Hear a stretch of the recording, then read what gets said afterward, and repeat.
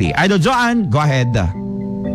Naibunong dagiti mattress foam kadagiti balod wenno dagiti maibilang a persons deprived of liberty wenno PDL iti Bureau of Jail Management and Penology iti siyudad ti Lawag. Dagiti ket manipod a mismo kini Vice Mayor Ray Carlos Fariñas kasagot na wenno dagiti post Valentine gift na kadakwada.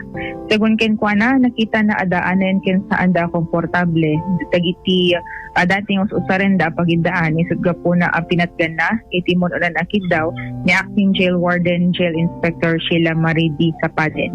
Umabot ti inamapulo ket maysa a mattress foam tinairegalo kadagiti PDL ken pinagyamanan damit dagitoy anaited kadakwada. Malaksid kadagiti mattress foam ket nangibati pa iti Vice Mayor iti sangkabasit ang nagsasangwanda iti pumanaw.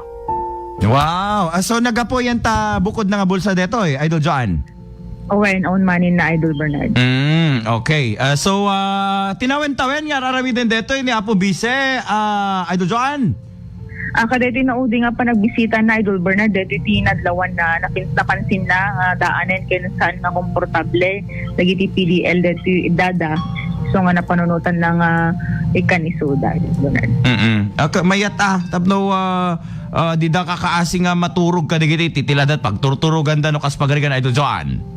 Awen, namusta di da lang aron makaturugan nga na uwan nga na siya at kakapanunot na kadeta kaso da kaday sa aminin at least ada digiti mattresses nga naited para kadakwada. Put napintas nito yung aramid at during Valentine's Day kaya malagip danton ani po Carlos. May panggap ka dito. Owen, post-Valentine gift na Idol Bernard. Post-Valentine gift. Kakaiba, no? Of course, sharing love to everyone. Not only outside na pagbaludan, no, di kita kabisat tayo nga na ibalod.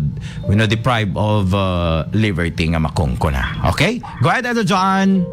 Damag iti BJMP Lawag, kadwa iti 99.5 at Lawag. Idol John, iting tatak or MN.